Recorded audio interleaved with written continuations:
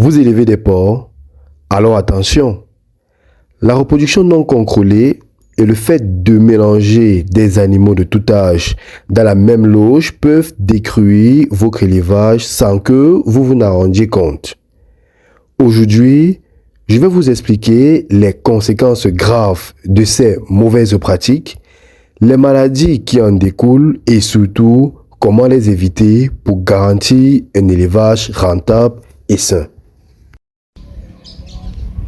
Bonjour, bonsoir, si tu es nouveau sur la chaîne, laisse-moi te la présenter en quelques secondes. Elle s'appelle Conseil Agronomique Bar Agronomique Council et elle fait exclusivement dans la proposition des solutions s'agissant de la production animale, végétale et de la transformation agroalimentaire. Donc si tu as une question ayant trait aux différentes spéculations que je viens d'évoquer, n'hésite pas à me le faire savoir en commentaire et je me ferai un plaisir de te répondre. D'ici là, garde la même niaque pour la thématique qui t'est proposée aujourd'hui. La suite, c'est maintenant. L'importance de la gestion de la reproduction en élevage porcin. La reproduction chez le porc doit être planifiée. Si elle est laissée au hasard, il peut y avoir plusieurs risques, notamment les risques de consanguinité, les mises bas non planifiées, les femelles trop jeunes ou trop âgées fécondées, des problèmes ayant trait à la gestation et également des avortements ou bien la faiblesse des porcelets. Cela va entraîner une conséquence économique qui ici s'implique au niveau de la perte de la production, de la baisse de la quantité, de la qualité de la viande, l'augmentation des frais vétérinaires et ceci pour rien.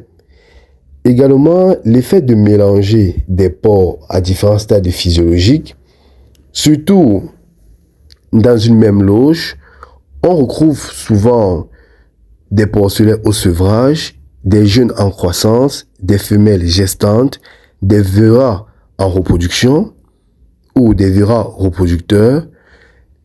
Tous ces éléments indiquent des inconvénients graves, notamment au niveau de la compétition alimentaire. Les gros mangent plus et les petits restent chétifs. Des stress permanents avec la domination, les morsures et plusieurs autres éléments. Les risques de blessures également causés par les plus gros, les femelles gestantes qui sont dérangées et qui peuvent ici causer des avortements. Également des faiblesses au niveau de la mise bas. Et cela induit un résultat au niveau du retard de croissance, de la mortalité et du faible taux de productivité. Également la maladie et les attaques fréquentes dans ce genre de conditions, notamment au niveau des maladies digestives, comme vous avez des diarrhées néonatales, des colibacilloses, des salmonelloses, des pertes rapides chez les porcelets.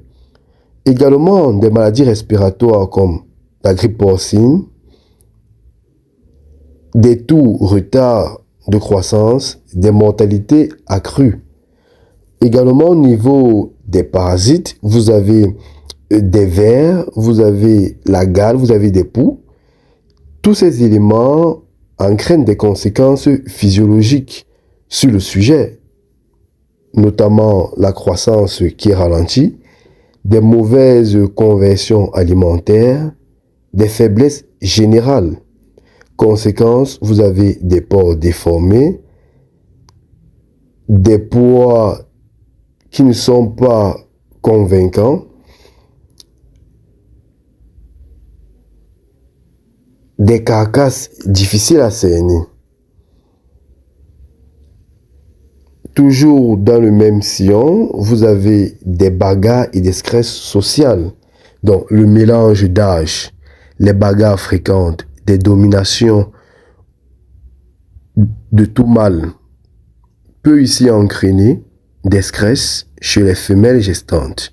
Alors, les bonnes pratiques à adopter, il faudrait séparer les porcs selon les stades physiologiques, les veras, les crues gestantes, les crues en lactation, les porcelets, les porcs en engraissement.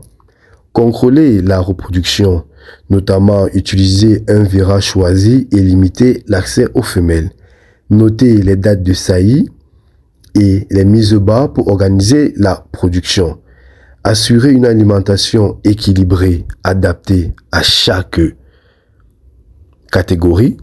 Maintenir également une hygiène assez stricte pour vos sujets. Comme vous l'avez vu, la reproduction non contrôlée est le mélange des porcs à différents stades.